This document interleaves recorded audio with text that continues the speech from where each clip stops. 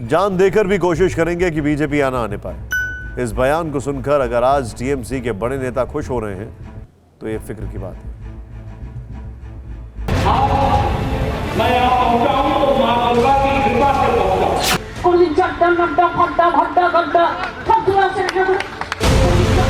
ममता बनर्जी का यह बयान कल पूरे देश ने सुना और पूरे देश ने हिंसा की ये तस्वीरें भी देखी।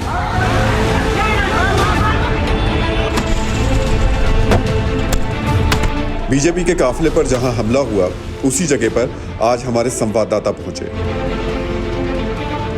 ये मुकुल रॉय की गाड़ी है और आगे भी उनके कैवलकेड की गाड़ी थी। ये देखिए, मुकुल रॉय वहाँ बैठे थे और ये ड्राइवर के सामने बीच में शीशा ईंट आके गिरा है और क्या हालत है इस गाड़ी की, तो आप सहज अंदाज़ा लगा सकते हैं कि महज 55 किलोमीटर दूरी को पार करने में बीजेपी के अध्यक्ष, जो बड़े नेताओं में शुमार हैं, उनको कितना मुश्किल का सामना करना पड़ा होगा। आरोप है कि कल की घटना के पीछे टीएमसी के कार्यकर्ताओं का हाथ है। इसीलिए हमने टीएमसी के कार्यकर्ताओं से ही बात की। हमने पूछा कि राजनीतिक विरोध तो ठीक है, लेकिन आप लोग ऐसे मरने मारने पर क्यों उतारू? तृणमूल के लिए मैं जान दे सकती हूँ। दीदी के साथ रहेंगे, जो कुछ हम है वो दीदी के अभिषेक बनर्जी दादा का हमारा उनका आशीर्वाद में हमारा साथ है। हम नहीं चाहेंगे जब बीजेपी इधर आएंगे, हम दीदी के लिए जान भी देना पड़ेगा तो दे देंगे। यहाँ पर जो होगा सिर्फ दीदी का ही होगा। दीदी के बाद जो होगा अभिषेक बनर्जी का होगा, जो हमारा एमपी है, उनका ही राज होगा यहाँ पे। हम टीएमसी के लिए जान भी दे देंगे, लेकिन बीजेपी को नहीं है यहाँ पे आने देंगे। तो हम जान दे के भी कोशिश करेंगे कि बीजेपी यहाँ पे ना आने पाए।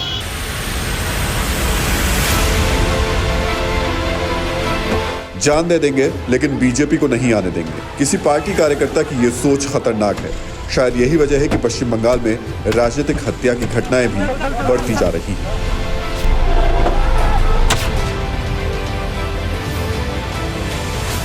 – 2016 में हिंसा से जुड़ी 509 घटनाएं हुई थी, जो कि 2018 में बढ़कर 1035 पहुंच गई। इसी तरह 2016 में 36 राजनीतिक हत्याएं हुई, जो कि 2018 में बढ़कर 96 तक पहुंच गई। लेकिन सवाल उठता है कि क्या राजनीतिक और प्रशासनिक संरक्षण के बिना हिंसा संभव है?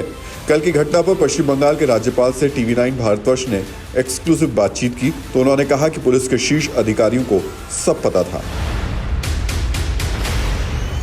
प्रातः से ही मैंने राज्य के चीफ सेक्रेटरी और डीजीपी को आगाह कर दिया था कि हालात ठीक नहीं है।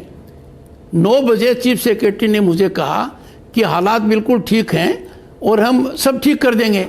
उसके बाद इस प्रकार का घटनाक्रम होना एक संकेत देता है कि राज्य के अंदर कोई भी यदि अगर पॉलिटिकल एक्टिविटी करता है और वो पॉलिटिकल एक्टिविटी रूलिंग पार्टी के माफिक नहीं है तो उसको नहीं करने दिया जाएगा। अब जो सबसे बड़ी चिंता और फिक्र ये कि 5 से 6 महीने में पश्चिम बंगाल में चुनाव होने हैं।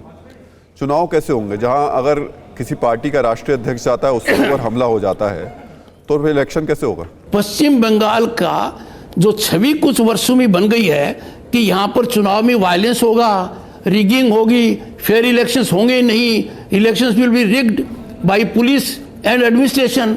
पुलिस अधिकारी सरकारी काम न कर कर राजनीतिक कार्यकर्ता की तरह काम करेंगे। इसको बदलना होगा।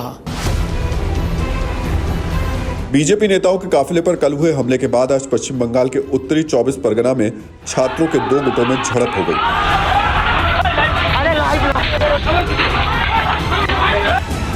गोबराडांगा हिंदू कॉलेज में अखिल भारतीय विद्यार्थी परिषद ने जुलूस निकाला था।